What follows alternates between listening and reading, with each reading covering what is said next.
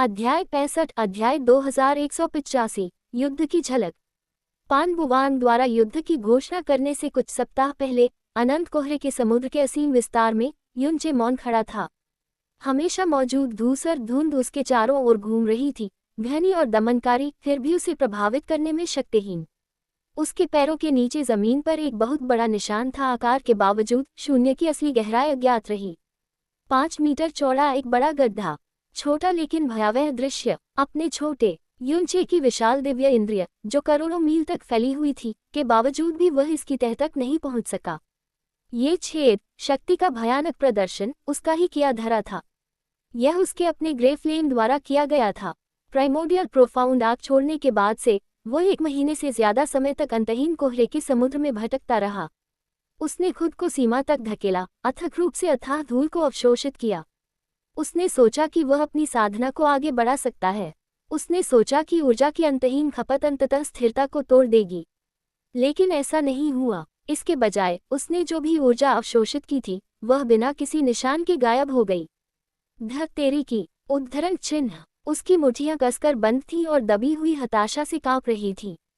वह अपने अंदर उगलती हुई ऊर्जा को महसूस कर सकता था, एक असीम शक्ति जो किसी भी साधारण प्राणी को चीर कर रख देती। लेकिन चाहे वह कितना भी अवशोषित कर ले, ऐसा लग रहा था मानो ऊर्जा उसकी उंगलियों से फिसल रही हो। और वह ठीक ठीक जानता था कि ऐसा क्यों है। उसके शरीर के भीतर अनंत संसार, उसके अंदर की विशाल और रहस्यमय दुनियाएं, जो उसकी गहरी नसों से बनी थी, बस अस्तित्व में रहने से संतुष्ट नहीं थीं।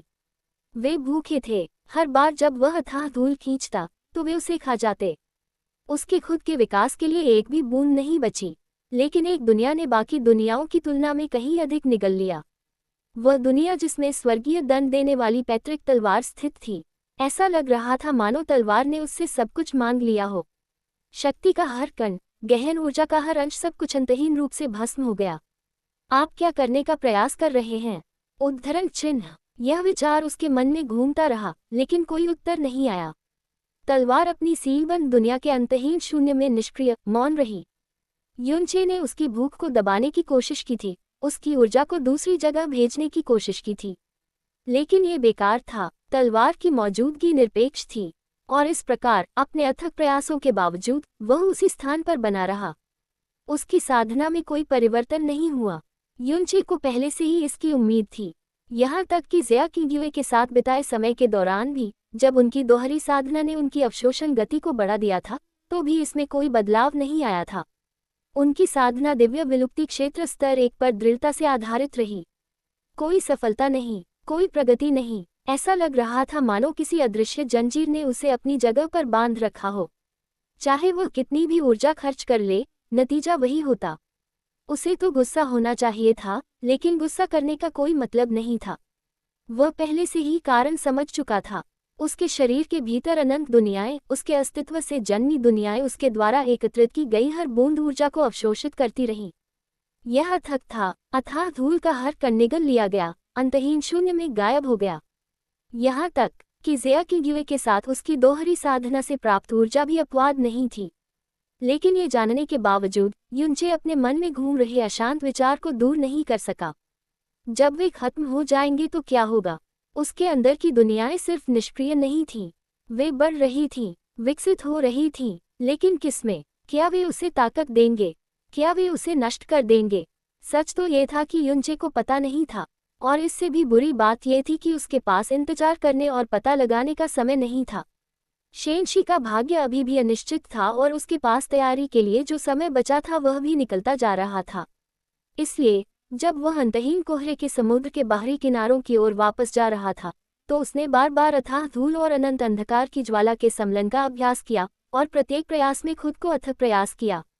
फिर भी, चाहे युनचे ने कितनी ही बार अथाह धूल और अनंत अंधकार की ज्वाला को संयोजित करने की कोशिश की, परिणाम वही रहे, असफलता। बार बार ऊर्जाएं हिंसक रूप से टकराती थीं, अराजकता की विरोधी शक्तियों की तरह एक दूसरे को अस्वीकार करती थीं। प्रतिक्रिया हवा में फैलती थी, ऊर्जा की मुड़ी हुई धाराएं पीछे छोड़ती थीं जो उसके नीचे की जमीन को हिला देती थीं। अंतर्वस्तु 90%, अंधेरा। उसके लगभग 90% प्रयास विफल हो गए। अथाह धूल बिखर जाती और अनंत अंधकार की ज्वाला बुझते अंगारे की तरह बुझ जाती। हर असफलता उसका मजाक उड़ाती, और फिर भी युनचे ने हार मानने से इनकार कर दिया।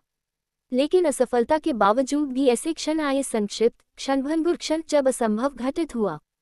सेटिंग: एक छोटी सी लौ जो चिंगारी से बड़ी नहीं होती, प्रज्वलित होती। अनंत अंधकार की लौ के परिचित काले रंग के विपरीत ये लौ रंगहीन ग्रे रंग में जलती थी, विनाश और भक्षण का एक भयानक मिश्रण। लेकिन जिस क्षण वह इसे बनाए रखने की कोशिश करता, ये ढह जाती। कमजोर, अस्थिर, ये पर्याप्त नहीं था। फिर भी उस एक चिंगारी ने एक बात साबित कर दी, यह संभव था। उस दिन की याद युनचे के दिमाग में कौंध गई, जिस दिन उसने बिना किसी हिचकिचाहट के ड्रैगन कबीले के ग्रैंड एल्डर का वध कर दिया था। उसके इरादे की ताकत, विनाश की अदम्य इच्छा ने उसकी शक्ति को उसके चरम पर पहुंचा दिया था। ये केवल ताकत का प्रदर्शन नहीं था, यह अपने शुद्धतम रूप में विनाश था। विनाश, यही कुंजी थी। आग को नियंत्रण या संयम से काबू में नहीं किया जा सकता था। इसके लिए पूर्ण प्रतिबद्धता की आवश्यकता थी, विनाश का पूर्ण अवतार। अपने दांत पीसते हुए युनचे ने अपनी सांसों को स्थिर किया। उसने यादों को अपने अंदर समा जाने दिया। विनाश की उस जबरदस्त इच्छा की अनुभूति उसकी नसों में दौड़ रही थी, और इस बार उन्होंने इसका स्वागत किया। विनाश, अथाह धूल उसके चारों ओर घूम रही थी, उसके इरादे से खींची जा रही थी। यह एक हिंसक धड़कन के साथ उमड़ रही थी, जो उसकी उंगलियों से प्रज्वलित घूमती हुई काली लपटों में विलीन हो रही थी। लेकिन एक दूसरे का प्रतिरोध करने के बजाय दोनों सेनाओं ने जवाब दिया। एक बार अस्त व्यस्त हुई ऊर्जाएं स्थिर हो गईं और अथाह धूल से दूषित काली ज्वाला स्थानांतरित हो गई। अब वह अंतहीन कालेपन में नहीं जलता, ये ग्रे जला दिया, एक भयावह रंगहीन ज्वाला जो विनाश का सार है। कोई रोशनी नहीं, कोई गर्मी नहीं, केवल पूर्ण विनाश की भस्म करने वाली शक्ति।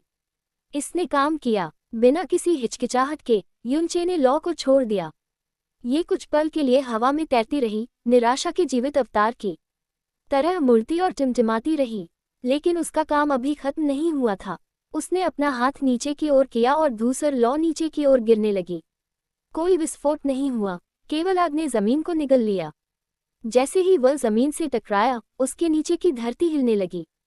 कठोर जमीन, एक ऐसी सतह जिसे दिव्य सीमित क्षेत्र के साधक भी तोड़ने में संघर्ष करेंगे, जलकर शून्य हो गई। उसके सामने एक बहुत बड़ा गड्ढा फैला हुआ था, जो दांतेदार और लगातार जलता रहता था। धूसर लपटें जलती रहीं, बुझने का नाम नहीं ले रही थीं, और अपने पीछे आने वाली हर चीज को जलाती जा रही थी। और युनचे केवल देखती रह गई। यद्यपि उसने उसे छोड़ दिया था, फिर भी धूसर लौ की विनाशलीला ने उसे चौंका दिया। यह मेरा तुरुप का पत्ता है। उसने अपनी मुठियां भींच लीं, ज्वाला की प्रबल उपस्थिति हवा में छा गई। हो सकता है वह भगवान न हो, लेकिन इस शक्ति के साथ देवता भी अब डरने वाले प्राणी नहीं रहे। चाहे उसके मार्ग में कोई भी खड़ा हो, चाहे वह रसातल के शासक हो या उसके शत्रुओं की दैवीय शक्ति, वह अब शक्तिहीन नहीं रहेगा। युनचे की आंखों में एक हल्की दृढ़ चमक चमक उठी। अपने उद्देश्य को स्पष्ट रखते हुए और अपने हथियार को हाथ में लेकर उसने अपनी उपस्थिति को छुपाया। अंतहीन समुद्र का घना कोहरा उसकी हरकतों को छिपा रहा था। उसने जो विनाश किया था, उस पर दूसरी नजर डाले बिना युनचे ने मुंह फेर लिया। वह यहाँ समाप्त हो गया था, और जैसे ही वह अंतहीन धुंध से आगे बढ़ा, बाहरी दुनिया उसका इंतजार कर रही थी। आज लाखों गहन साधक अनंत रात्रि दिव्य साम्राज्य की सीमाओं से भाग गए। उनके दिलों में भय उन्हें आसन आपदा से दूर ले जा रहा था। आसमान तनाव से कांप रहा था, और अपरिहार्य युद्ध का भार हवा पर भारी पड़ रहा था। लेकिन जो लोग अनंत रात्रि को अपना घर कहते थे, उनके लिए पलायन कोई विकल्प नहीं था। चाहे कितना भी भयानक तूफान क्यों न आ रहा हो, यह उनकी भूमि थी, उनकी जन्मभूमि। इसे छोड़ने का विचार अकल्पनीय था। यहाँ तक कि उस आदमी के बढ़ते डर के साथ जो अब उनके दरवाजे पर खड़ा था, वे केवल अपनी नाजुक उम्मीद से चिपके रह सकते थे। सीमाओं के बाहर सैकड़ों गहरे जहाज आसमान में मंडरा रहे थे। उनकी भयावह छायाएं ऊपर की धुंधली रोशनी को ढक रही थी। हमले के संकेत का इंतजार कर रहे मूक शिकारियों की तरह वे भयानक शांति साथ तैर रहे थे। उल्लू तितली दिव्य साम्राज्य के साधकों से बना विशाल बेड़ा एक भयानक दबाव का विकिरण कर रहा था, और इस राक्षसी शक्ति के सबसे आगे एक अकेली आकृति खड़ी थी, जो शुद्ध अंधकार में लिपटी थी। उसकी उपस्थिति ने ही हवा को विकृत कर दिया, और उसके आसपास की जगह भी विकृत हो गई। ये केवल उसकी ईश्वरीय शक्ति नहीं थी, ये घृणा का दम घोंटने वाला भार था जो उसे घेरे हुए था। इसकी मात्र अनुभूति से ही उन दुर्भाग्यपूर्ण लोगों की रीढ़ में सिहरन पैदा हो जाती थी जो उसकी उपस्थिति को महसूस करने में सक्षम थे। उसमें कोई गलती नहीं थी। पान बुवान, वह व्यक्ति जिसने अपने हर कदम से रसातल को हिला दिया, वह त्यागा हुआ बेटा जिसने शून्य से अपना रास्ता वापस पाया, वह जिसने अब खुद को दिव्य रीजेंट श्री जुन ग्रहण संप्रभु के रूप में घोषित किया था। हालांकि कभी कोई दिव्य राज्याभिषेक नहीं हुआ था और किसी भी ईश्वरीय सत्ता ने उसे यह उपाधि नहीं दी थी, लेकिन पान बुवान को किसी मान्यता की आवश्यकता नहीं थी। जिस क्षण उसने खून और नरसंहार के माध्यम से उल्लू तितली दिव्य साम्राज्य के सिंहासन पर कब्जा किया, उसने खुद को दिव्य रीजेंट घोषित कर दिया और किसी ने इस पर सवाल उठाने की हिम्मत नहीं की। लेकिन उसकी उपस्थिति को और भी अधिक भयावह बनाने वाली बात केवल उसकी शक्ति नहीं थी, बल्कि उसके पीछे चलने वाली सेना थी। उसके पीछे अनगिनत साधक चुपचाप मंडरा रहे थे, उनकी निगाहें खोखली और बेजान थीं। ये अपने राज्य के लिए खड़े गर्वित योद्धा नहीं थे, नहीं, वे बंधे हुए थे गुलाम। दिव्य विलुप्ति क्षेत्र, दिव्य सीमित क्षेत्र, आसमान में अथाह ताकत की आकृतियां खड़ी थीं, लेकिन उनमें से कोई भी अपनी इच्छा से खड़ा नहीं था। हर एक पर गुलामों की मुहर लगी थी, उनकी इच्छाएं पान बुवान के आदेश से बंधी हुई थीं। उनकी गहरी नसों में शक्ति के साथ उमड़ने के बावजूद उनकी आत्माएं पिंजरे में कैद थीं। वे विरोध नहीं कर सके, वे अवज्ञा नहीं कर सकते थे। उसकी अवज्ञा करना अकल्पनीय भाग्य का सामना करने के समान था।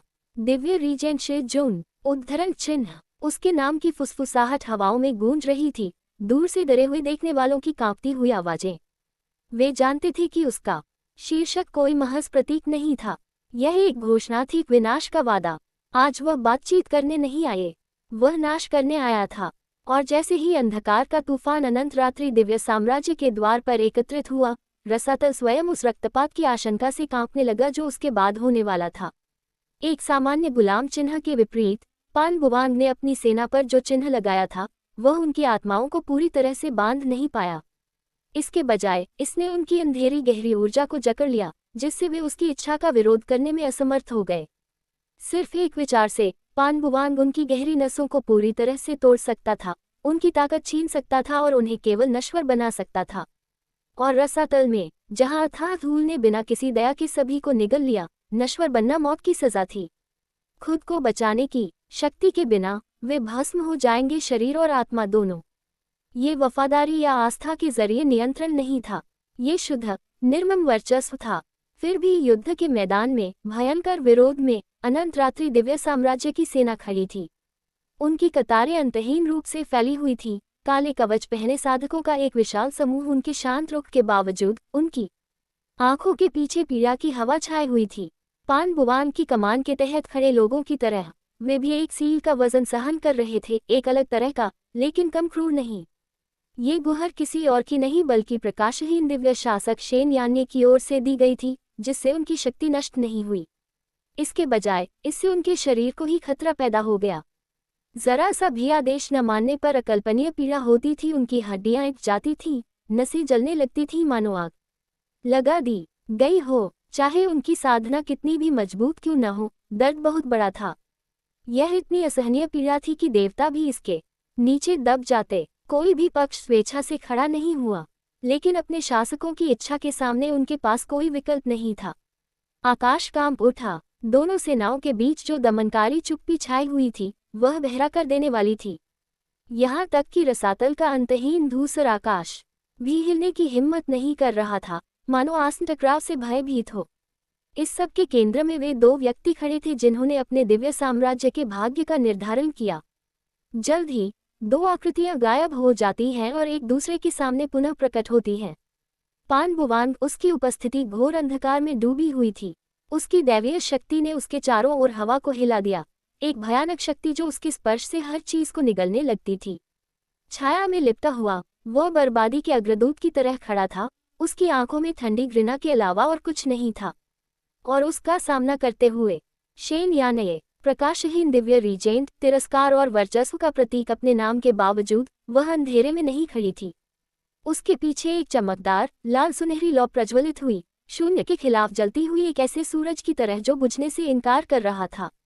दिव्य चमक आकाश में फैल गई, अपनी झुलसा देने वाली उपस्थिति से युद्ध के मैदान को रोशन कर दिया। यह एक ऐसी ज्वाला थी जो गर्मी नहीं देती थी, ये न्याय की ज्वाला थी, एक शासक की ज्वाला जो स्वयं को अन्य सभी से ऊपर मानती थी। हालांकि उसकी आंखें अंधी थीं, फिर भी उसकी निगाह का दबाव पानबुवान पर अकल्पनीय भार के साथ पड़ रहा था। यह महज दुश्मनी नहीं थी, यह अवमानना थी। उसके लिए वह कुछ भी नहीं था, एक त्यागा हुआ बेटा, एक क्रोधी प्राणी जो उस दिव्य शक्ति के योग्य नहीं था जिसे उसने हासिल कर लिया था। लेकिन पानबुवान को उसकी कोई अवमानना महसूस नहीं हुई। वह नहीं झुका। सालों से उसके अंदर जो नफरत सड़ रही थी, वह उसकी लपटों से भी ज्यादा जल रही थी। और अब एक पूर्ण ईश्वर की शक्ति उसकी नसों में बह रही थी। वह अब प्रकाशहीन दिव्य शासक को अछूत नहीं मानता था।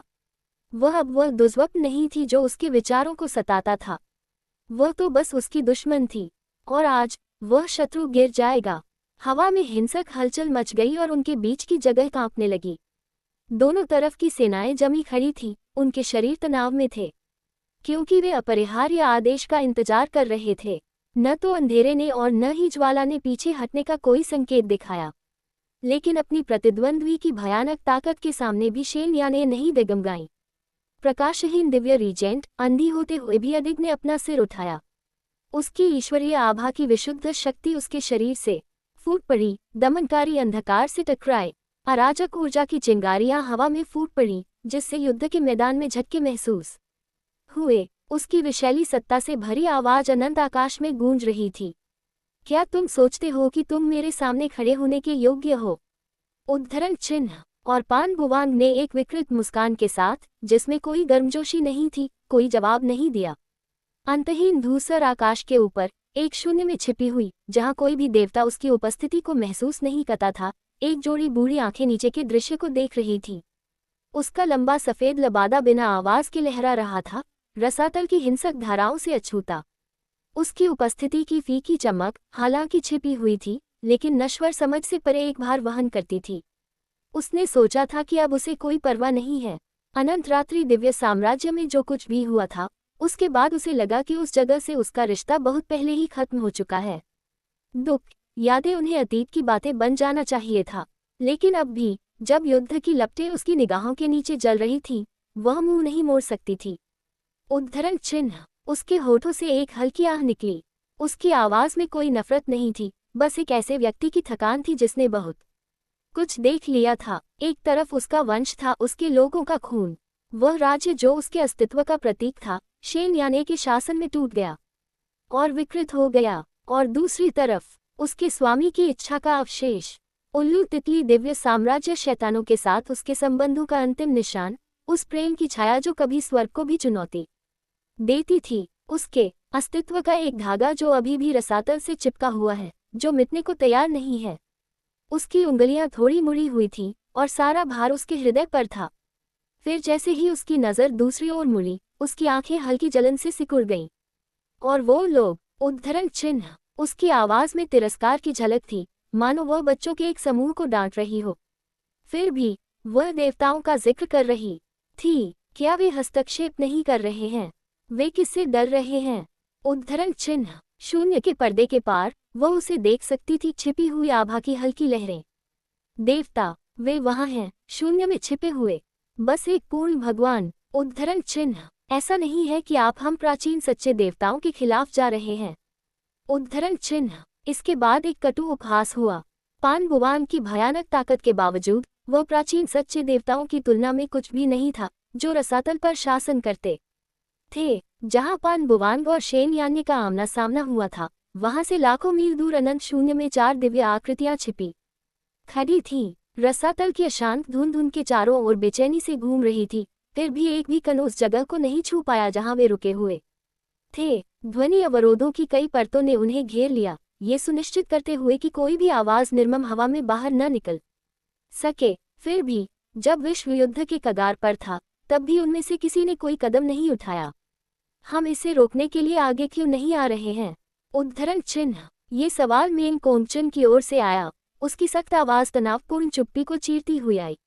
अनिश्चितता और हताशा से भरी उसकी नज़र दूसरों के बीच घूम रही थी, लेकिन जवाब देने के बजाय स्टार और मून डिवाइन किंगडम के जुड़वा देवताओं ने एक दूसरे को देखा। उनके हाव भाव पड़े नहीं जा सकते थे। अंत में उनमें से एक ने उपहास किया, उसके स्वर में मनोरंजन की झलक थी।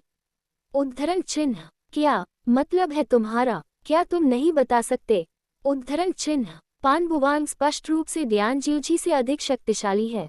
केवल उसके आभामंडल से ही यह स्पष्ट है। उद्धरण चिन्ह। यदि आप फिर से पिटने के लिए उत्सुक हैं तो हमारे मेहमान बने। उद्धरण चिन्ह। दोनों हंस पड़े। उनकी आत्मसंतुष्ट हंसी बंद जगह में धीरे धीरे गूंज रही थी।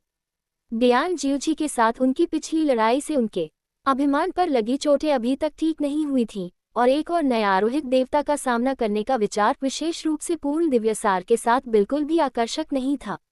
मेन कोंगचन की भौहें निराशा में फड़क उठी। चिंता की स्पष्ट कमी ने उसे परेशान कर दिया, लेकिन उसने अपनी जीभ काट ली, क्योंकि उसे पता था कि आगे कुछ भी कहना व्यर्थ होगा। इसके बजाय उसकी नज़र एकमात्र बचे हुए व्यक्ति हुआ फूचेन पर चली गई। और आपका क्या हाल है? स्वर्ग तोड़ने वाले दिव्य साम्राज्य के एक समय के शांत देवता के चेहरे पर उदासी छाई हुई थी। उनके हाथ कसकर बंद थे। अपने हमेशा के आत्मविश्वास के बावजूद उनकी आंखों में झिझक थी। मुझे यकीन है कि भगवान उच्च पुजारी और महामहिम अथाह सम्राट कहीं आसपास छिपे हुए हैं। उद्धरण चिन्ह। उसकी आवाज़ धीमी हो गई, मुश्किल से फुसफुसाहट से ऊपर। हमें बस छिपे रहने की जरूरत है। अगर चीजें नियंत्रण से बाहर हो जाती हैं तो मुझे यकीन है कि वे प्रकट होंगे और इसे समाप्त कर देंगे। उद्धरण चिन्ह। यह एक कमजोर आश्वासन था जिससे उसके सीने का बोझ हल्का नहीं हुआ, लेकिन वह इससे ही चिपके रह सकता था।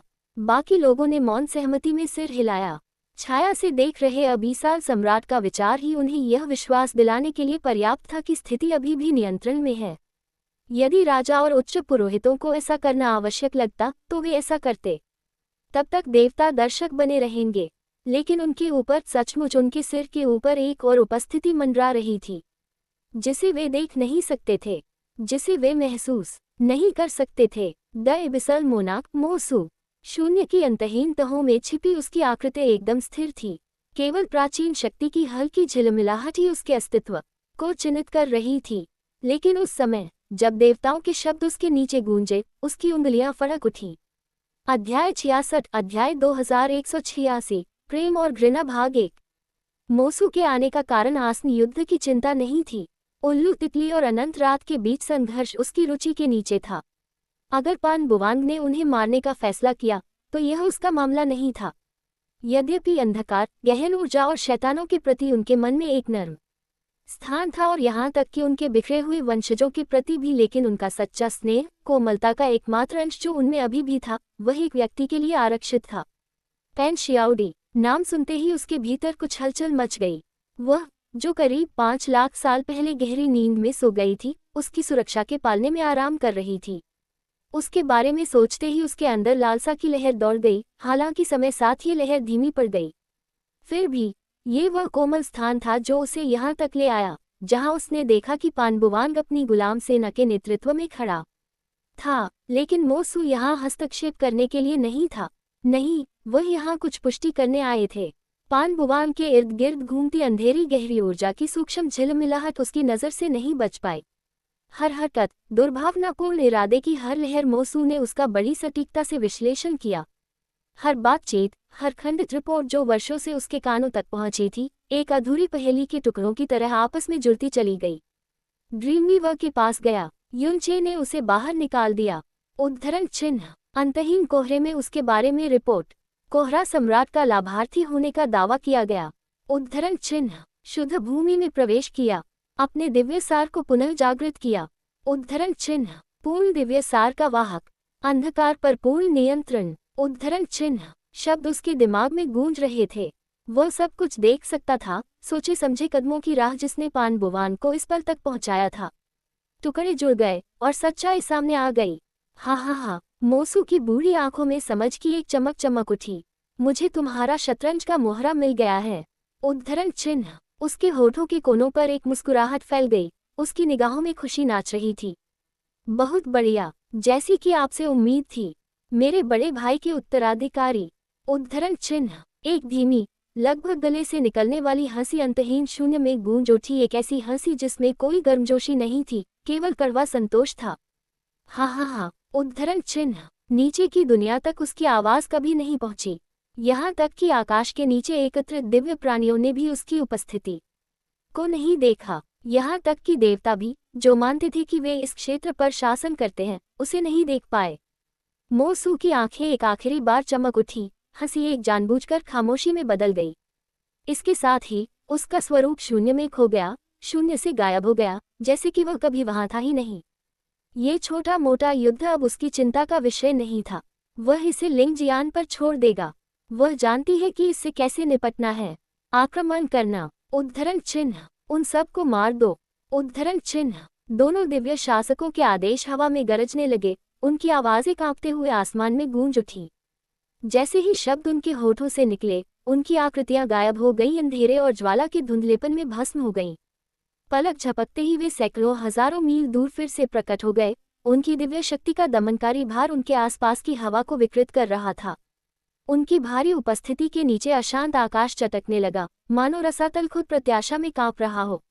जैसे ही उनकी आंखें एक बार फिर मिली, हवा में घुटन सी होने लगी। पान बुवान घोर अंधकार में लिपटा हुआ खड़ा था। छायाएं उसके शरीर के चारों ओर अस्वाभाविक रूप से घूम रही थी। उसकी ईश्वरीय उपस्थिति की गहराई दुनिया पर एक प्रचंड ज्वार की तरह बरस रही थी। शून्यता उसके सामने सब कुछ निगलने के लिए आतुर लग रही थी, यहाँ तक कि प्रकाश के सबसे मंद निशान को भी निगल रही थी। उसके सामने शेन यान्य अधिक विरोध में खड़ी थी। हालांकि उसकी उपाधि ने उसे प्रकाशहीन दिव्य शासक के रूप में चिन्हित किया था, लेकिन उसके चारों ओर जो आभा थी वह अंधकार से परे थी। सिंदूरी पक्षी की लाल सुनहरी लपटें उसके पीछे जलते हुए सूरज की तरह गरज रही थी, जो धूमिल आकाश को उग्र चमक से रोशन कर रही थी। लौ की हर झिलमिलाहट असीम क्रोध से स्पंदित थी, एक ऐसे देवता का क्रोध जो पूर्ण प्रभुत्व के साथ शासन करता था। और फिर भी, इससे पहले कि उनके आंकड़े टकराएं, बूमू उमम, जैसे ही एक विशाल अवरोध अस्तित्व में आया, आकाश फट गया। अंतर्वस्तु, उनके और बाहरी दुनिया के बीच दिव्य शक्ति का एक चमकीला गुंबद उमड़ पड़ा, जो आकाश में अंतहीन रूप से फैला हुआ था। इसने एक भयावह उपस्थिति का विकिरण किया जो स्वयं दिव्य शासकों की शक्ति से भी बढ़कर था। इसके प्रकटीकरण की विशुद्ध शक्ति ने बाहर की ओर आघात की लहरें भेजी, जिससे इसके नीचे की दुनिया हिल गई। अंधेरा, प्राचीन शक्ति से जगमगाता यह अवरोध एक प्राचीन सच्चे ईश्वर की निर्विवाद आभा को दर्शाता था। ये शुद्ध भूमि की हमेशा नजर रखने वाली आंखों की एक अचूक याद दिलाता था। चाहे दोनों शासकों के बीच क्रोध कितना भी बड़ा क्यों न हो, उनकी लड़ाई को इसकी सीमाओं से बाहर फैलने की अनुमति नहीं दी जाएगी। बाधा उनके विनाश को रोक देगी, जिससे दिव्य संघर्ष को नीचे की दुनिया को नष्ट करने से रोका जा सकेगा। सेटिंग, ओ, पान बुवान की आंखें सिकुड़ गई। उसे इसकी उम्मीद थी, और शेन यान्य ने भी ऐसा ही किया। उनमें से कोई भी मूर्ख नहीं था। वे जानते थे कि शुद्ध भूमि के देवता चुपचाप खड़े नहीं रहेंगे, नहीं वे दैवीय शासकों को अनियंत्रित शक्ति के साथ रसातल को तबाह करने की अनुमति देने का जोखिम उठाएंगे। यहाँ वे जी भरकर लड़ सकते थे। पान बुवान के होठों पर एक विकृत मुस्कान तैर गई। बाधा कोई रोक टोक नहीं थी, यह स्वतंत्रता थी। और बिना किसी हिचकिचाहट के दोनों देवता आगे बढ़ गए। बूम, उद्धरण चिन्ह। जैसे ही वे टकराए, आकाश चीख उठा। उनके संघर्ष से उत्पन्न आघात की लहरें बाधा के पार हिंसक रूप से फैल गईं। उनके चारों ओर का स्थान उनकी दिव्य शक्ति के बल पर टूट गया। सिंदूरी पक्षी की ज्वलन चमक पान बुवान के अंधेरे के भयावह शून्य से टकराए। लाल और काले रंग की चिंगारियां फूट पड़ी, जिससे युद्ध के मैदान में विनाशकारी धाराएं फैल गई। कोई भी यही युद्ध नहीं चाहता था, लेकिन उनके शरीर में गहरे धन से हुए मुहरों और शापों ने उनके पास कोई विकल्प नहीं छोड़ा। शापित निशानों की हर धड़कन उन्हें विद्रोह की कीमत की याद दिलाती थी, एक ऐसी पीड़ा जो मौत से भी कहीं ज्यादा भयानक थी। आदेश दे दिया गया था, अब पीछे मुड़ने का कोई रास्ता नहीं था। उल्लू तितली दिव्य साम्राज्य की ओर से एक अशुभ अंधकार फूट पड़ा। छायाएं रेंगने और ऐंठने लगी, जिससे हवा दूषित हो गई। बिना किसी हिचकिचाहट के अनगिनत आकृतियां मदराते हुए गहरे जहाजों से छलांग लगाने लगी। उनके शरीर गहरे अंधेरे ऊर्जा के दम्भोटू आलिंगन में लिपटे हुए थे। उनकी आंखें उनकी जंजीरों में जकड़ी शक्ति की गन चमक से जल रही थीं, लेकिन सतल के नीचे खामोश निराशा के अलावा कुछ भी नहीं था। उनके सामने अनंतरात्रि दिव्य साम्राज्य के योद्धा उनसे मिलने के लिए उठे। सिंदूरी पक्षी की लाल लपटें भयंकर रूप से नाच रही थीं, जिससे आकाश में आग की चमक जगमगा रही थी। लपटें दहाड़ रही थीं, उनकी गर्मी अतिक्रमणकारी अंधकार से जूझ रही थी। धधकती चमक में लिपटे अनंतरात्रि के साधकों की आकृतियां दृढ़ थीं, वफादारी के कारण नहीं, बल्कि इसलिए कि उन पर लगी शापित मुहर ने संकोच के लिए कोई जगह नहीं छोड़ी। दोनों पक्ष आगे बढ़ गए। बूम बूम, उद्धरण चिन्ह, टक्कर तत्काल हुई। अंधकार और ज्वाला के बीच एक विस्फोट हुआ जो हवा में फैल गया। प्रचंड आघात की लहरें पूरे आकाश में फैल गई, जिससे हर दिशा में विनाश की गूंज फैल गई। पूरा अंतरिक्ष कांप उठा और वह मुक्त हुई शक्ति को रोक पाने में असमर्थ हो गया। बूम, उद्धरण चिन्ह, लाल रंग की आग की लपटें भस्म करने वाली छायाओं की लपटों के साथ गुंथी हुई थी। आग की लपटें बिखर गईं, युद्ध के मैदान को कुछ पल के लिए रोशन किया, फिर अंतहीन अंधेरे ने उन्हें निगल लिया। टक्कर की ताकत ने नीचे की धरती को चीर दिया, जिससे जमीन दो हिस्सों में बंट गई। जमीन में दरारें पड़ गईं, जिससे पत्थर और मलबा धूल की तरह उड़ने लगा।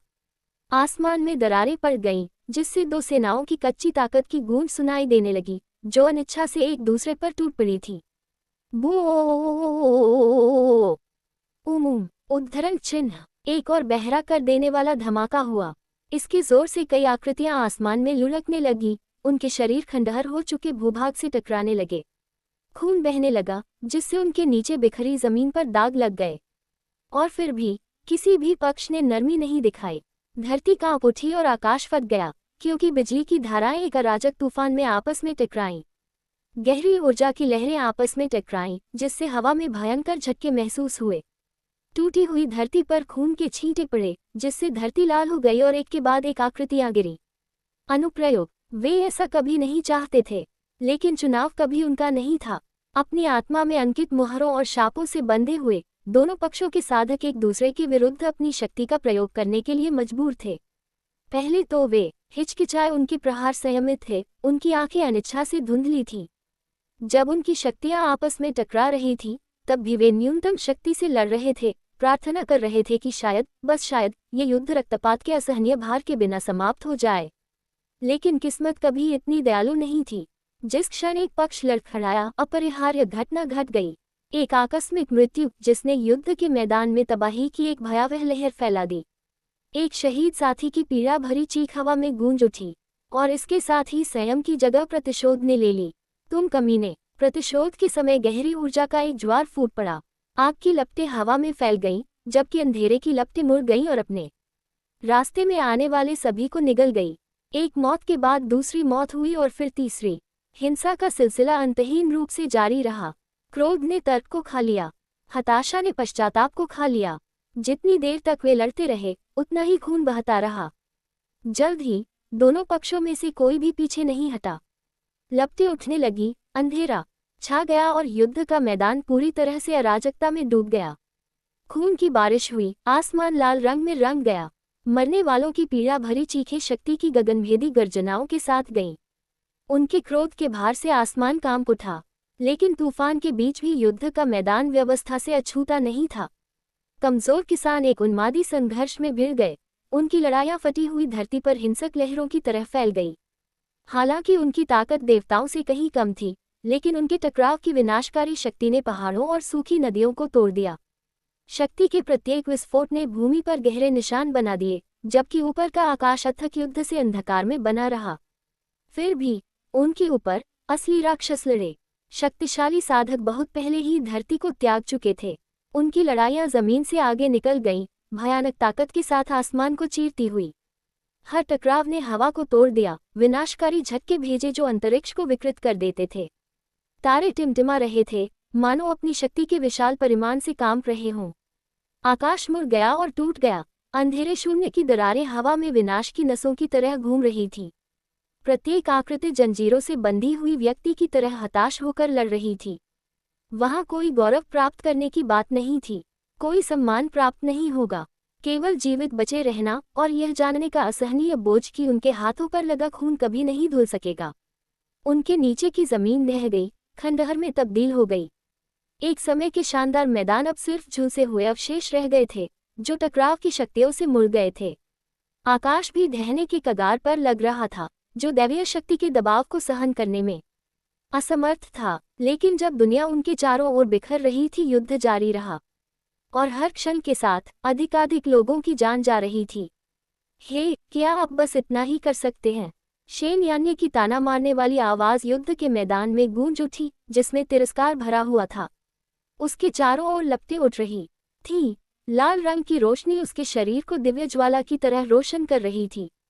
उसके पीछे सिंदूरी पक्षी के राजसी पंख फैले हुए थे, उनकी ज्वलन चमक भारी शक्ति के साथ चमक रही थी।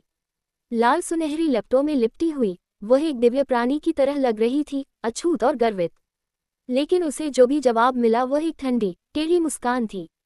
पान बुवान की आंखें द्वेष से चमक रही थीं, उनकी गहराई से एक ठंडी काली रोशनी फूट रही थी। अंधेरे की दमनकारी आभा उसके शरीर से निकल रही थी, जो उसके आसपास के स्थान को निगल रही थी। ये केवल अंधेरा नहीं था, ये रात से भी ज्यादा शुद्ध था, एक ऐसी शक्ति जो इतनी प्राचीन और दुष्ट थी कि उसके नीचे शून्य भी कांप उठता था। पान बुवांग ने थूकते हुए कहा, उसकी आवाज धीमी और जहरीली थी।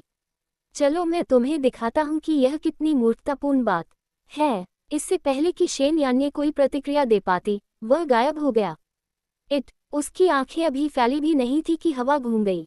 बूम! उद्धरण चिन्ह। पान बुवांग एक प्रेत की तरह उसके सामने प्रकट हुआ। उसकी गति इतनी भयानक थी कि उसके चारों ओर की लपटें मुश्किल से हिली। उसकी पंजे जैसी मुट्ठी, जो अंधेरी ऊर्जा से भीगी हुई थी, बिना किसी दया के वार कर रही थी। ये प्रहार बहुत ही विनाशकारी बल के साथ हुआ। शेन यान्ये को आसमान में तेजी से फेंके जाने पर शून्य में एक भयानक दरार की आवाज गूंजी। उसके मुंह से खून की धार बह रही थी, जिससे हवा में लाल रंग का निशान बन गया। उसका शरीर बेकाबू होकर मुड़ गया और उसके प्रभाव से युद्ध के मैदान में हिंसक झटके महसूस हुए। जिन देवताओं ने ये संघर्ष देखा, वे अविश्वास से केवल देखते रह गए। लेकिन पान बुवांग का काम अभी खत्म नहीं हुआ था। प्रकाश का पीछा करती छाया की तरह वह एक क्षण में उसके सामने पुनः प्रकट हो गया। बूम! उद्धरण चिन्ह। इससे पहले कि वह दर्द से कराह पाती, पान बुवांग ने अपना पैर नीचे पटक दिया, जिससे उसका शरीर सीधे नीचे टूटी हुई जमीन पर जा गिरा। टक्कर के बल से धरती में विस्फोट हो गया, जिससे मलबा और धूल हर दिशा में उड़ने लगी। आहे! उद्धरण चिन्ह। शेन यान्ये के होठों से एक दर्दनाक चीख निकली। वर्मिलियन बर्ड के एक बार के राजसी पंख प्रहार की क्रूर शक्ति के नीचे बिखर गए। ज्वाला के पंख हवा में बिखर गए, उनके अंगारे भारी अंधेरे में जल्दी ही भस्म हो गए। उसके नीचे की जमीन धंस गई, एक विशाल गड्ढा बन गया जो उसे पूरी तरह से निगलने लगा। धरती कांप उठी और आकाश थरथराने लगा। पान बुवांग उसके ऊपर खड़ा था, उसकी अभिव्यक्ति दया से रहित थी। उसके चेहरे पर विकृत मुस्कान और भी गहरी हो गई जब वह उसके टूटे हुए शरीर पर मंडरा रहा था। हाँ, मैं यही कर सकता हूँ। उद्धरण चिन्ह। पान बुवांग की आवाज बिखरी हुई युद्ध भूमि में ठंडी गूंज रही थी, जिसमें तिरस्कार की भावना थी। ऊपर से उसने शेन यान्ये को देखा, उसकी अभिव्यक्ति में दया नहीं थी। एक बार भयावह प्रकाशहीन दिव्य रीजेंट अब घायल और खून से लथपथ पड़ी थी। उसका शरीर उसकी चोटों के वजन से कांप रहा था। खून उसके फटे हुए कपड़ों में भीग गया था, जिससे लाल रंग का कपड़ा दागदार हो गया था। गहरे घावों ने उसकी पीली त्वचा को दागदार कर दिया था और उसके वर्मिलियन बर्ड पंखों के टूटे हुए अवशेष उसके पीछे कमजोर ढंग से सुलग रहे थे। वह जो भी सांस लेती थी, वह उखड़ी हुई थी, उस क्रूर बल की दर्दनाक याद दिलाती थी जिसे उसने सहा था। उनके बीच का अंतर स्पष्ट था, बहुत विशाल। उसने हमेशा निर्विवाद शक्ति के साथ शासन किया था, उसकी निर्मम शक्ति ने भय और अधीनता को जन्म दिया था। लेकिन वह डियान ज्यूजी के उत्पात के दौरान मौजूद नहीं थी। उसने एक पूर्ण देवता की भयानक शक्ति को नहीं देखा था, और जो देवता डियान ज्यूजी के सामने गिर गए थे, उन्हें अपनी अपमानजनक हार के में बात करने की कोई इच्छा नहीं थी। वे चुप रहे, और अब शेन यान्ये ने उसी प्रचंड शक्ति का सामना किया, बिना यह समझे कि उसने क्या तूफान खड़ा कर दिया था। लेकिन डियान ज्यूजी के विपरीत पान बुवांग उन सभी से ऊपर था। एक संपूर्ण दिव्य सार और उसके भीतर धड़कते असीम अंधकार के साथ उसकी ताकत डियान ज्यूजी द्वारा शुद्ध भूमि में प्रदर्शित की गई शक्ति से भी कहीं अधिक थी। उसका ठंडा अटूट आत्मविश्वास अहंकार से नहीं, बल्कि निर्विवाद सत्य से आया था। ये परिणाम अपरिहार्य था। पान बुवांग के इर्द गिर्द की परछाइयां जीवित प्राणियों की तरह हिल रही थीं, टूटी हुई हवा के साथ नाच रही थीं। काली लताएं बाहर की ओर फैली हुई थीं, जो वर्मिलियन बर्ड की आग के बचे हुए अंगारों को भस्म कर रही थी। आप! उद्धरण चिन्ह। उसके कांपते होठों से खून टपक रहा था, जो उसके नीचे बिखरी हुई जमीन को दाग रहा था। उसका एक बार का राजसी रूप अब फटे हुए वस्त्रों और रिश्ते घावों से क्षत विक्षत हो गया था। वह उठने के लिए संघर्ष कर रही थी। फिर भी जब दर्द उसके शरीर में दौड़ रहा था, तब भी उसकी आवाज एक उग्र दहाड़ में फूट पड़ी। उल्टी तुम्हारी हिम्मत! उद्धरण चिन्ह। शब्द घृणा से जल रहे थे। उसकी आंखें अंधी होने के बावजूद उनके भीतर उबलता हुआ द्वेष शून्य को भेदता हुआ प्रतीत हो रहा था। उसके क्रोध का भार युद्ध के मैदान पर पड़ रहा था और हवा भी उसके क्रोध के नीचे कांप रही थी। पान बुवान की मुस्कुराहट और गहरी हो गई, लेकिन उसके अंदर बढ़ती शक्ति को नजरअंदाज नहीं किया जा सका। आह! शेन यान्ये के शरीर से आग की लपटें फूटने लगी और उसकी चीखें गूंज उठीं। एक बार की हल्की चिंगारी एक भयंकर नरक में बदल गई, जो एक धधकते तूफान की तरह उसके चारों ओर मुड़ने और घूमने लगी। उसके नीचे की जमीन, जो पहले से ही टूटी हुई थी, कांपने लगी और भी टूट गई, क्योंकि लाल सुनहरे रंग की आग की धारें हवा में बहने लगीं। जवाब में आकाश गर्जना करने लगा। बूम! उद्धरण चिन्ह! उसकी प्रज्वलित आभा की शक्ति ने आकाश को चीर दिया और अंधकार को ज्वालाओं के एक शानदार झरने में प्रकाशित कर दिया। लाल रंग की रोशनी युद्ध के मैदान में फैल गई और पृथ्वी के खंडित अवशेषों को अपने में समाहित कर लिया। यह अब केवल दिव्य ऊर्जा नहीं थी, यह इच्छाशक्ति थी, प्रचंड और अधिक। और फिर धधकती नरक की गहराई से चीख! उद्धरण चिन्ह! एक तीखी चीख ने आकाश को हिला दिया। मंथन की लपटों से एक विशाल आकृति उभरी, विशाल और राजसी, एक सिंदूरी पक्षी का आकार बना। उसके ज्वलंत पंख इतने चौड़े हो गए कि वे खंडित आकाश को ढकने लगे। प्रत्येक पंख लाल सुनहरे प्रकाश से चमक रहा था, एक अलौकिक चमक के साथ टिमटिमा रहा था। जीवन और गहन ऊर्जा की शक्तिशाली लहर उसके उज्ज्वल शरीर के माध्यम से बह रही थी, जिससे हवा में भी आग लग गई। लेकिन ये सिर्फ आग की लपटों का प्रकटीकरण नहीं था, उससे निकलने वाली दिव्य उपस्थिति प्राचीन शक्ति से स्पंदित असीम आत्मा निर्विवाद थी। यदि युनचे वहां मौजूद होते तो वह बिना किसी सवाल के इसे पहचान लेते। एक ईश्वरीय अभिव्यक्ति। सिंदूरी पक्षी दहाड़ता हुआ आगे बढ़ता हुआ अपनी तीखी चीख से आकाश को हिलाता हुआ आगे बढ़ा, अजय ईश्वरीय शक्ति का संचार करता हुआ। उसके पीछे हवा में आग लग गई, युद्ध के मैदान से चिपकी हुई छायाएं जलकर राख हो गईं। उसके धधकते पंखों के हर फड़फड़ाहट से विनाशकारी शक्ति की लहरें शून्य में टकराने लगीं। यही कारण था कि शेन यान्ये को अन्य देवताओं से डर नहीं लगता था। 6 दिव्य साम्राज्यों में से वह अकेली ही प्राचीन दिव्य जानवरों की विरासत को संभाले हुए थी।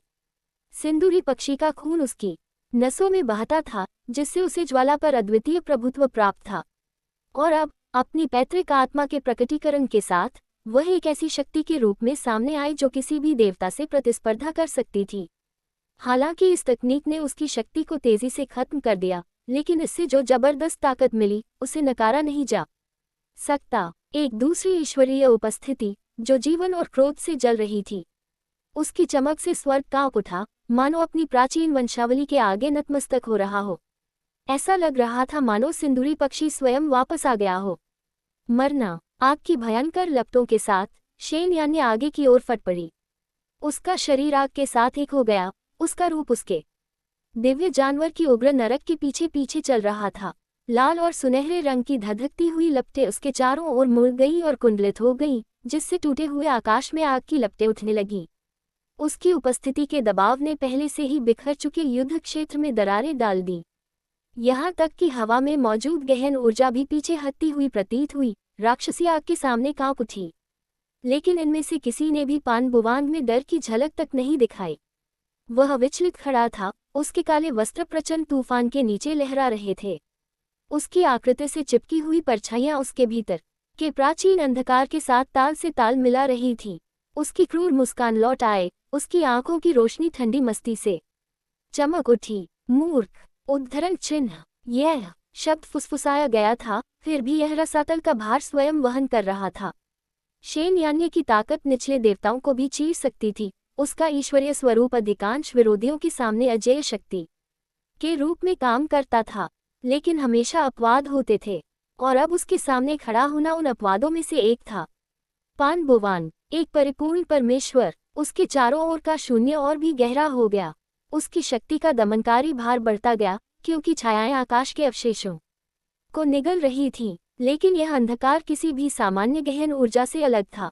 ये दुर्भावनापूर्ण इरादे से मुड़ता था, प्रकाश को निगलता था, मानो ये केवल दूसरों की चमक को खत्म करने के लिए ही अस्तित्व में था, चाहे आपकी लपटें कितनी भी तेज जलें। उद्धरण चिन्ह! एक कदम आगे बढ़ने पर उसके नीचे की परछाइयां बढ़ती हुई ज्वार की तरह उछल पड़ी।